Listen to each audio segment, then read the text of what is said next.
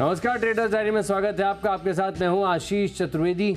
और नमस्कार, कारोबारी हफ्ते के पहले दिन मैं हूं आपके साथ कुशल गुप्ता। यहां पर ट्रेडर्स डायरी की शुरुआत करने के पहले जिस तरह से गिफ्ट सिटी से अब यहां पर इंडिकेशंस आते हुए दिख रहे हैं कि यहां पर कैसा हमारे यहाँ पे निफ्टी का मूड माहौल रहने वाला है। अब आप देखिए, सबसे पहले तो 50-60 अंकों की तेजी जब हम शुरुआत कर रहे थे तो वहां पर आती हुई दिख रही थी।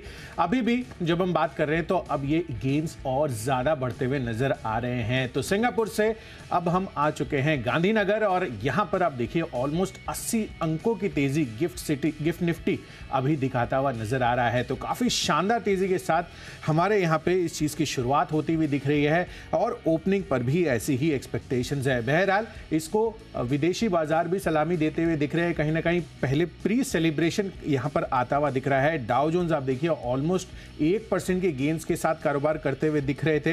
बेहतरीन तेजी के साथ क्लोजिंग होती हुई दिखी थी डाउ जोन्स में। साथ ही यूरोपीय बाजारों की तरफ भी नजर डालेंगे तो वहां पर भी 1-1.5% के गेन्स थे। नैस्डैक पर ऑलमोस्ट 1.5% की शानदार तेजी के साथ फ्राइडे के सत्र में क्लोजिंग होती हुई दिखी थी। दूसरी तिमाही के जो डिलीवरी आंकड़े आते हुए दिखे टेस्ला के, उस वजह से भी काफी अच्छी बीट्स बाजारों में बनती हुई नजर आई थी। एशियन मार्केट्स की बात करें तो यहां पर भी आप देखिए ऑलमोस्ट 1.25% के गेन्स के साथ कारोबार हो रहा है। फिर चाहे निकाई हो या फिर कॉस्पी, बेहतरीन तेजी के साथ वहां पर ट्रेडिंग होती हुई दिख रही है। तो जो संकेत आ रहे हैं विदेशी बाजारों से वो काफी मजबूती के हैं। एशियन मार्केट्स यहां पर अच्छी तेजी के साथ अपनी ओपनिंग दिखा रहे हैं। ऑलमोस्ट 1.25% के गेन्स के साथ हैंगसेंग कारोबार हो रहा है। 1.5% की तेजी आपको निकाय पे भी आती हुई नजर आ रही है। तो पूरा जो सेटअप है, हम ऑलरेडी लाइफ हाई बना चुके हैं और यहाँ पर और फर्दर तेजी का जो मोमेंटम है आज के सत्र में बनता हुआ नजर आ सकता है। हालांकि कुछ एक स्टॉक्स, कुछ एक खबरें ऐसी है जो हो सकता है कि कुछ एक जो स्टॉक्स है जो हमने बिकवाली के रूप में मैंने अपनी लिस्ट में शामिल किए हैं, वो हो सकता है कि आज गिरावट का ट्रेंड दिखाते हुए नजर आए। आशीष, आप कैसे देख रहे हैं बाजारों को? देखिए, सबसे पहले तो गिफ्ट निफ्टी यहाँ पर देखिए इतिहास का हिस्सा हम भी हो गए। 6:30 बजे सबसे पहली टिक हमने भी देखी है और इनफैक्ट जी बिजनेस पर ही सबसे पहले आपने देखा था कि गिफ्ट निफ्टी के अपडेट्स यहाँ पर आपको देखने को मिल रहे हैं। फिलहाल अगर आप देखें तो तेजी का बाजार है। नास्डैक फ्यूचर्स, डाउ फ्यूचर्स थोड़े से सपाट है, लेकिन शुक्रवार को जो सत्र काफ़ी बढ़िया शानदार आता, आज इसका असर यहाँ पर देखने को मिलेगा। अब बात करें लिस्ट की तो देखिए एक भी स्टॉक ऐसा नहीं है जहाँ पर बिकवाली कर रहा हूँ और खबरों के लिहाज से जितने भी स्टॉक्स हैं सब पर यहाँ पर फोकस है। 1-2 स्टॉक अपने तौर पर जो है टेक्निकल हिसाब से शामिल किए, बाकी अगर आप देखें तो खरीदारी के ऊपर ही फोकस है। लेकिन अच्छा है कि आपकी तरफ से कुछ बिकवाली वाले आइडियाज जिसके चलते हमारी जो सूची है थोड़ी सी बैलेंस हो जाएगी। तो इसी के साथ कर लेते हैं शुरुआत। पहले बताइए कैश का स्टॉक। बिल्कुल, तो कैश में तो मैंडेटरी बाय होता है और यहाँ पर खरीदारी का कॉल है मेरी तरफ से तेजस नेटवर्क्स पर। आशीष, यहाँ पर खरीदारी इसलिए भी करनी है क्योंकि कुछ रिपोर्ट्स ऐसी आती हुई दिख रही है कि यहाँ पर चीन, साउथ कोरिया और इंडोनेशिया से इंपोर्ट होने वाली जो ऑप्टिकल फाइबर केबल है उस पर एंटी डंपिंग ड्यूटी लगाने के लिए सिफारिश की गई है, जिस वजह से जो घरेलू ऑप्टिकल फाइबर मैन्युफैक्चरर्स है उनको बड़ा फायदा मिलता हुआ दिख सकता है आगे चलकर। और इस वजह से तेजस नेटवर्क्स मैंने शामिल किया है अपनी सूची में। यहाँ पर खरीदारी कर चलिए 742 रुपये के टारगेट के लिए। तमाम जितने भी टेलीकॉम इक्विपमेंट वाले जितने भी स्टॉक्स हैं यहाँ पर वो सभी फोकस में रहेंगे, चाहे वो ऑप्टिकल फाइबर से जुड़े हुए हो या फिर नहीं। तो मुझे लग रहा है कि तेजस नेटवर्क्स यहाँ पर अच्छी तेजी आज बना सकता है। 742 रुपये के टारगेट के लिए खरीदारी कीजिए। 713 रुपये का आपको यहाँ पर रखना होगा स्टॉप लॉस। मैंने तो अपनी कैश मार्केट से जो मैंने पिक ली है वो तो बता दिया। आशीष, क्या ले रहे हैं? स्टॉक चुना है सीएसबी बैंक, यहाँ पर फोकस करके चलना है। देखिए, अब सभी जो स्टॉक्स है, बैंकिंग स्टॉक्स हो या रिटेल स्टॉक्स हो, इनके क्वार्टरली अपडेट्स आना शुरू हो गए और पहली तिमाही वित्त वर्ष 2024 की यहाँ पर अगर आप देखें तो जो ग्रॉस एडवांसेज हैं यहाँ पर करीब 30% की बढ़त पिछले साल के मुकाबले देखने को मिली। अच्छे आंकड़े हैं, इसके चलते मैं मान रहा हूँ कि डिपॉजिट में भी बढ़त आई है। कासा रेशियो में भी अच्छी खासी सुधार देखने को मिला। तो 284 के आसपास का चल रहा है भाव। 291 रुपये के लक्ष्य के लिए आप यहाँ पर खरीदारी करके चल सकते हैं और स्टॉप लॉस लगाएंगे 280 रुपये का। 4-5 रुपये, इससे ज़्यादा रिस्क नहीं लेना। हो सकता है कि इस खबर के बाद इस स्टॉक में आपको एक अच्छा मूव यहाँ पर देखने को मिले। अब बात करें फ्यूचर्स की तो फ्यूचर्स के लिहाज से भी देखिए जो स्टॉक मैंने चुना है वो सीमेंट स्पेस की कंपनी है, दिग्गज कंपनी है अल्ट्राटेक सीमेंट, जहाँ पर आपको रखनी है नज़र, फोकस रखना है क्योंकि यहाँ पर भी जो ऑपरेशनल अपडेट्स आए ये काफ़ी बढ़िया देखने को मिले। इनफैक्ट यहाँ पर अगर आप देखें तो कुल जो बिक्री है डोमेस्टिक बिक्री और इंटरनेशनल दोनों को मिला के अगर आप देखें तो 20% के आसपास की बढ़त यहाँ पर आपको देखने को मिली बिक्री के लिहाज से। तो मैं मान रहा हूँ हालांकि क्वार्टर इतने नतीजे जो अपडेट्स आए उतने अच्छे नहीं है, साल दर साल जो अपडेट्स हैं काफ़ी बढ़िया हैं। तो 8,430 रुपये का टारगेट है। 1.5-2% तक की अपसाइड जो है फ्यूचर में मैं एक्सपेक्ट करके चल रहा हूँ। 8,270 रुपये का आपको स्टॉप लॉस लगाना है।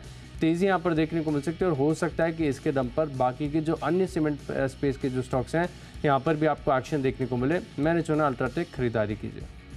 चलिए, तो अल्ट्राटेक सीमेंट यहाँ पर खरीदारी करने के अच्छे मौके बन सकते हैं। टेक्निकल चार्ट्स भी काफ़ी बेहतरीन हैं। मेरी तरफ से बिकवाली का कॉल है पहला, और वो है मारुति सुजुकी के पर। फ्यूचर्स कैटेगरी में यहाँ पर आपको बिकवाली करने की राय है। दरअसल हो सकता है कि जो ऑटो नंबर्स आने वाले थे उसकी एक्सपेक्टेशंस में यहाँ पर शुक्रवार के सत्र में आपको अच्छी खरीदारी आती हुई दिखी। 2 से 2.5% के गेंस यहाँ पर आए थे, पर कहीं ना कहीं जो नंबर्स आए 1 तारीख को, वो मुझे लग रहा है कि थोड़े से स्ट्रीट्स के अनुमान के मुकाबले यहाँ पर थोड़े कमज़ोर साइड पर आते हुए दिखे थे, जहाँ पर टोटल सेल्स लगभग 1,59,418 यूनिट्स ये इन्होंने नंबर्स पोस्ट किए हैं, जबकि स्ट्रीट का जो अनुमान था वो 1,68,000 यूनिट्स का था। तो क्लियर कट इंडिकेशंस यहाँ पर यही दिख रहे हैं कि मारुति सुजुकी के जो आंकड़े हैं अनुमान से थोड़े से कमज़ोर साइड पर है। इसी वजह से हो सकता है कि जो प्री बाइंग हुई वो आज लूज आउट या फिजल आउट होती हुई नजर आए। तो यहाँ पर बिकवाली कर चलिए। 9,550 रुपये के टारगेट के लिए 9,950 रुपये हाई साइड पर आपको बनाना होगा स्टॉप लॉस। तो चलिए, फ्यूचर्स कैटेगरी हमने बता दी है आपको। अब आगे बढ़ते हैं ऑप्शंस कैटेगरी की तरफ, और आज के लिए मेरा बेस्ट ऑप्शन है टाटा मोटर्स पर। तो मारुति सुजुकी पर तो करनी है बिकवाली, पर टाटा मोटर्स में करनी है खरीदारी। क्यों? क्योंकि जून महीने के जो ऑटो बिक्री आंकड़े आते हुए दिख रहे हैं अनुमान से काफ़ी ज़्यादा बेहतर है। इनफैक्ट जो स्ट्रीट का अनुमान था डोमेस्टिक पैसेंजर व्हीकल्स को लेकर, हमने अनुमान लगाया था 45,000 यूनिट्स का, उसके मुकाबले 47,000 यूनिट से ज़्यादा कंपनी यहाँ पर पैसेंजर व्हीकल्स बेचती हुई नजर आई है। और साथ ही जो कुल सीवी बिक्री है वहाँ पर तो क्लियर कट और ज़्यादा अच्छी आउट परफॉर्मेंस आई है।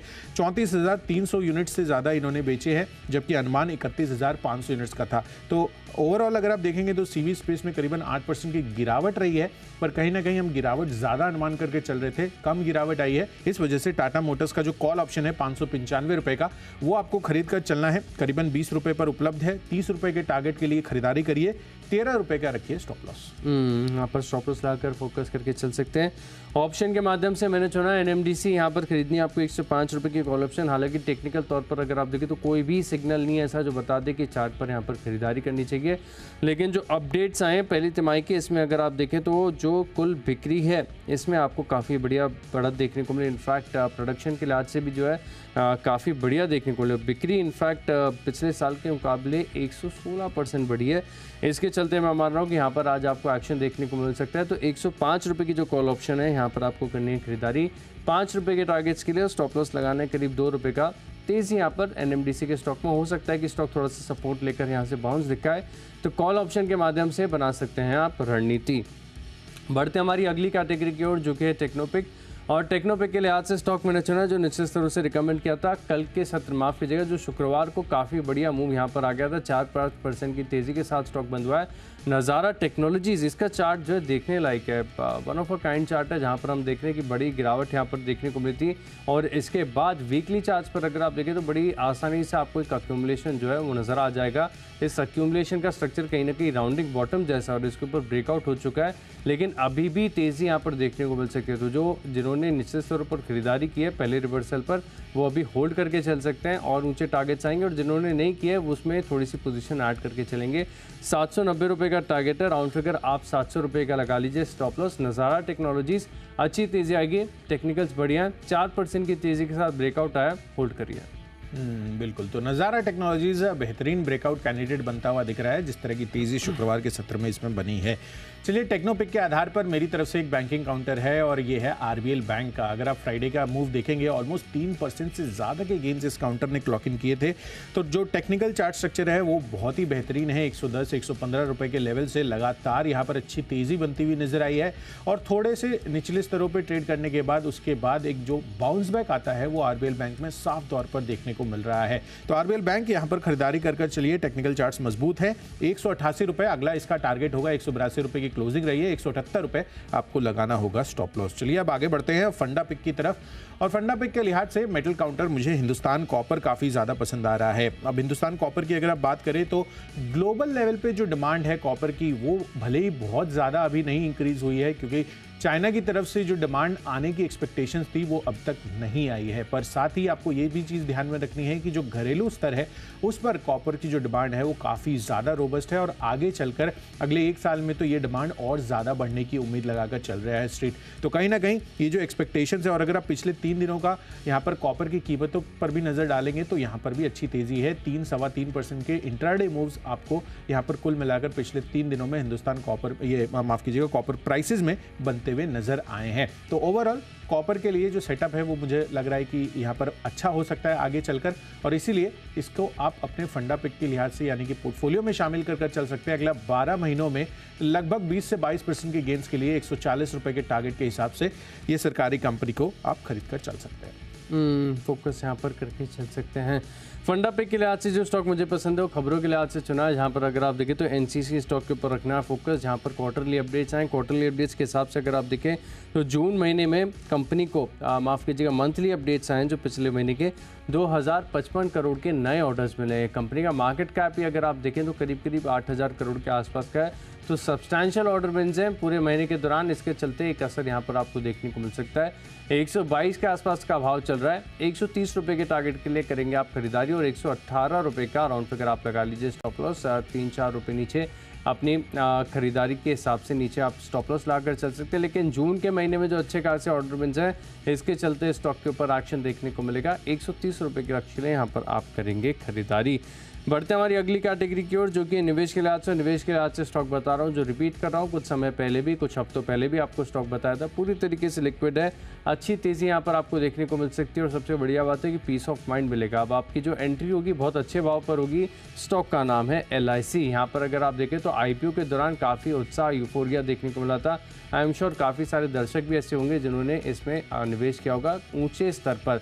अगर आपने ऊंचे स्तर पर निवेश किया है तब आपको एक मौका मिल रहा है कि आप थोड़ी सी एवरेजिंग करके अपनी कॉस्ट को रिड्यूस कर सकते हैं, क्योंकि यहाँ से अगर आप देखें तो स्टॉक में आप डाउन साइड काफ़ी कैप्ड, काफ़ी लिमिटेड नज़र आ रही है। लेकिन अपसाइड की बात करें तो हो सकता है कि यहाँ पर आपको 12 से 15% के गेंस अच्छी तरीके से देखने को मिल सकते हैं। समय हो सकता है स्लो मूवर है, 9 से 12 महीने का समय आपको देना पड़े, लेकिन यहाँ पर अब साफ नज़र आ रहा है कि डाउन साइड काफ़ी हद तक कैप्ड हो गई है। खरीदारी यहाँ पर करके चल सकते हैं। 630 रुपये का भाव चल रहा है। मैं मान रहा हूँ कि अगले 9 से 12 महीने में 750 रुपये तक के टारगेट जो आपको LIC इंडिया में देखने को मिल सकते हैं।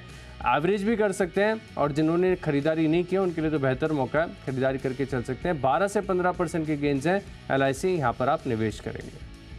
बिल्कुल। तो LIC यहाँ पर जो देश का सबसे ट्रस्टेड नेम है, अगर आप लाइफ इंश्योरेंस स्पेस की बात करें तो कहीं ना कहीं यहाँ पर भरोसा और ज़्यादा बढ़ता हुआ दिखता है। जिस तरह से अगर आप लॉन्ग टर्म पोर्टफोलियो में इसको शामिल करते हैं तो 750 रुपये के टारगेट के लिए यहाँ पर करनी है खरीदारी। चलिए, निवेश के लिहाज से आशीष ने पिक बताई है LIC की। मेरी तरफ से निवेश का जो पिक है वो है आयशर मोटर्स पर। इसके पहले भी मैंने आपको ये काउंटर बताया हुआ है, पर कहीं ना कहीं जिस तरह से लगातार महीने दर महीने आप देखिए जो नंबर्स आ रहे हैं इनके ऑटो बिक्री के, वो काफ़ी शानदार रहे हैं। इनफैक्ट दोनों ही फ्रंट पर, चाहे आप रॉयल एनफील्ड की बात करें या फिर VECV स्पेस की, ये दोनों ही फ्रंट पर कंपनी ने काफ़ी बेहतर प्रदर्शन किया है। 77,109 यूनिट्स कंपनी ने रॉयल एनफील्ड के बेचे हैं, जबकि अनुमान 77,000 यूनिट्स का था। तो इनलाइन नंबर्स यहाँ पे हैं, बट ओवरऑल अगर आप टू व्हीलर स्पेस की बात करें तो अभी तक आयशर मोटर्स यहाँ पर काफ़ी अच्छी आउट परफॉर्मेंस दिखाता हुआ नजर आ रहा है as compared to Hero MotoCorp. 26% के गेंस यहाँ पर आए हैं, जबकि VECV स्पेस में भी 6,715 यूनिट्स बेचे हैं, अनुमान 6,600 यूनिट्स का था। तो ये जो है तर्क हो गया कि लगातार यहाँ पर जो ऑटो सेल्स नंबर्स आ रहे हैं आयशर मोटर्स की तरफ से वो काफ़ी अच्छे हैं। साथ ही काफ़ी पुराना ग्रुप है, कंसिस्टेंट कंपाउंडर है। ROE के लिहाज से 5 साल का पिछला देखेंगे तो 18% का यहाँ इन्होंने ROE दिया है। साथ ही ऑलमोस्ट 38-39% FIIs और DIIs की होल्डिंग्स यहाँ पर आती हुई दिख रही है और रीजनेबली प्राइस्ड है। अगर आप हीरो मोटोकॉर्प को देखेंगे तो करीबन 28-29 के PE पर वो कारोबार करता हुआ दिख रहा है। वहीं दूसरी तरफ अगर आप TVS मोटर्स को देखेंगे तो वहाँ पर आपको रिलेटिवली जो वैल्यूएशन है वो ज़्यादा महंगी आती हुई नज़र आ रही है। लगभग 49 के PE पर वहाँ पर ट्रेड हो रहे हैं। तो हीरो मोटोकॉर्प 20 के PE पर और यहाँ पर TVS मोटर्स 49 के PE पर। तो रिलेटिवली आयशर मोटर्स 33-34 के PE पर कारोबार कर रहे हैं। तो अच्छी रीजनेबल वैल्यूएशन दिख रही है ओवरऑल टू व्हीलर स्पेस को अगर आप कंपेयर करें तो। इसी वजह से आयशर मोटर्स लंबी अवधि के लिए निवेश कर चलिए। आंकड़े अच्छे आते हुए दिखे हैं और लॉन्ग टर्म पोर्टफोलियो बेट भी बेहतरीन हो सकता है। तो अगले 12 महीनों में 43 रुपये के टारगेट आयशर मोटर्स आपको दिखाता हुआ नजर आ सकता है। चलिए, ये तो हो गई निवेश की बात। अब आगे बढ़ते हैं खबरों के दम पर कौन सा स्टॉक चुना है। खबरों में मेरी तरफ से है ग्रैन्यूल्स इंडिया का काउंटर, यहाँ पर खरीदारी कर चलिए। दरअसल खबर आती हुई दिख रही है यहाँ पर यूएस एफडीए की जो प्री अप्रूवल जांच होती हुई दिखी थी इनकी एक फैसिलिटी को लेकर। विशाखापट्टनम यूनिट 4 जो इकाई है 26 से 30 जून के बीच यहाँ पर इन्होंने ये जाँच की थी और इन्होंने बिना किसी आपत्ति के ये प्री अप्रूवल जाँच की है। और जिस तरह से यहाँ पर जो ऑब्जर्वेशन नहीं आई है वो ग्रैन्यूल्स इंडिया के लिए काफ़ी पॉजिटिव खबर आती हुई दिख रही है। तो 297 रुपये की प्राइसिंग रही है। क्लोजिंग के लिहाज से 310 रुपये का टारगेट बनाइए। फ्यूचर्स में खरीदारी कीजिए। 293 रुपये रखिए स्टॉप लॉस।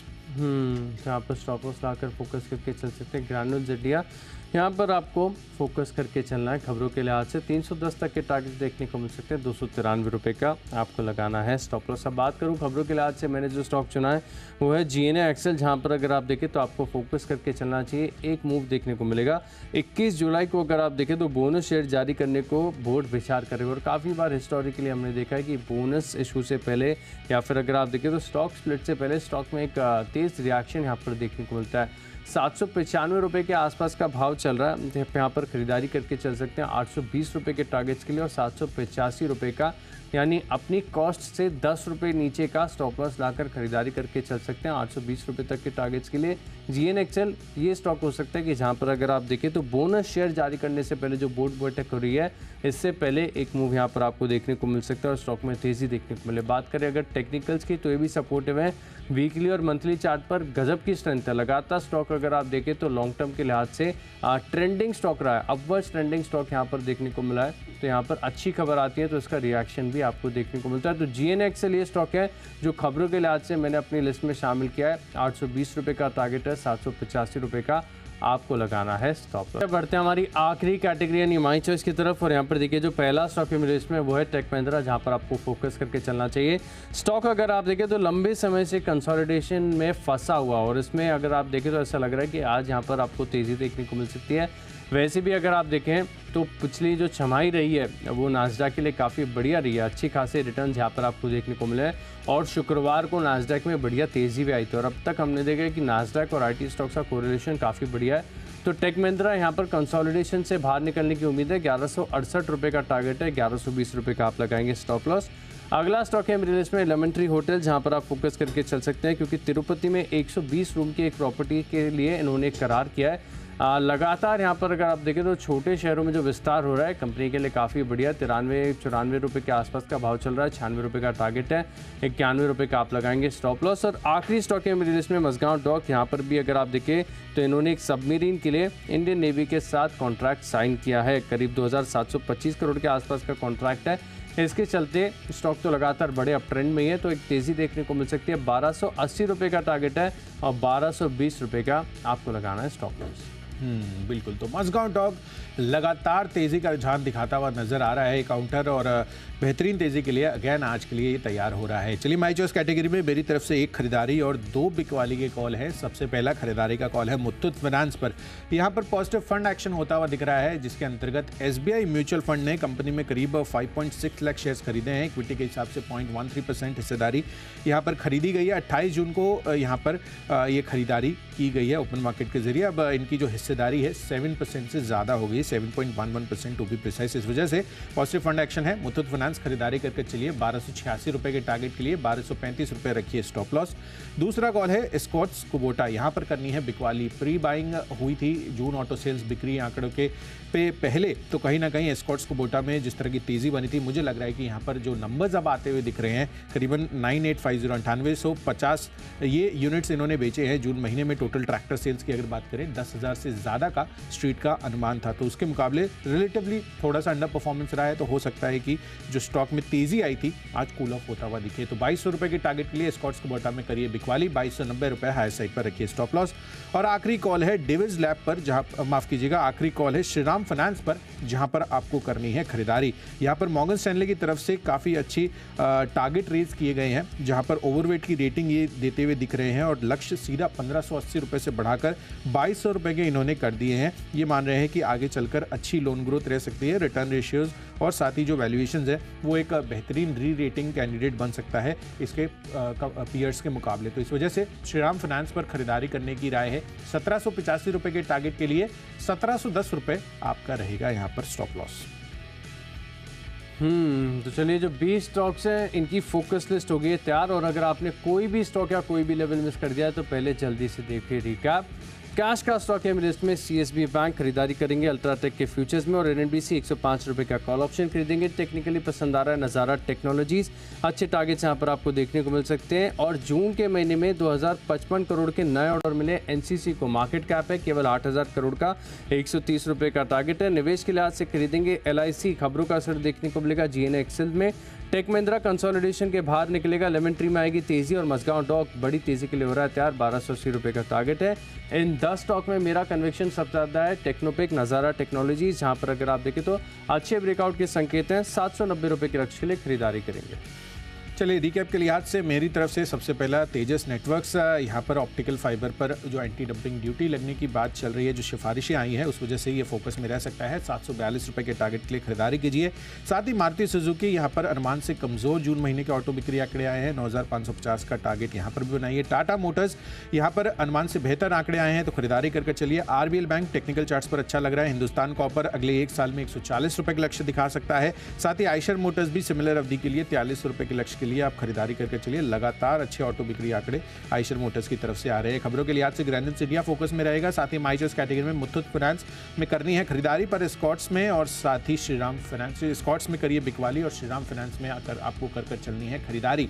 और इन सब में जो आज का मेरा बेस्ट पिक है वो है हिंदुस्तान कॉपर। यहाँ पर खरीदारी करके चलिए। कॉपर की जो डिमांड है घरेलू स्तरों पर काफ़ी मजबूत है, और अगले 1 साल की अवधि अगर आप बनाएंगे तो सरकारी कंपनी आपको लगभग 20 से 22% के रिटर्न के साथ रिटर्न दे सकती है। तो 140 रुपये के लक्ष्य हिंदुस्तान कॉपर में बनाकर चलिए।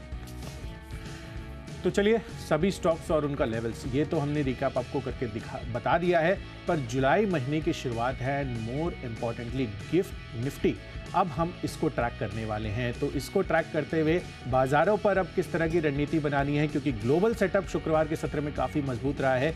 समझने के लिए सीधे चलते हैं शेयर बाजार लाइव में अनिल सर और दीपांशु के पास। फिलहाल दीपांशु हमारे साथ जुड़े हुए हैं। Deepanshu, good morning. Good morning Kushal, good morning Ashish. बिल्कुल एक्शन के लिए तैयार हो जाइए। नया हफ्ता है, रिकॉर्ड स्ट्रीक है बाजार की, और फ्राइडे को तो दमदार तेजी बनी, नए रिकॉर्ड लेवल्स आपने देखे। क्या उसके आगे आज और एक्शन बनेगा, इसी का इंतजार। और जैसा आपने कहा, गिफ्ट निफ्टी आ चुका है, वहां पर भी है नजर। नए महीने की ट्रेडिंग शुरू हो रही है, नई छिमाही शुरू हो रही है, नया क्वार्टर शुरू हो रहा है, तो बहुत सारी नई चीजें हैं, नए रिकॉर्ड्स भी हैं। आइए देखते हैं आज का दिन कैसा रहने वाला है। करते हैं शुरुआत शेयर बाजार लाइव की।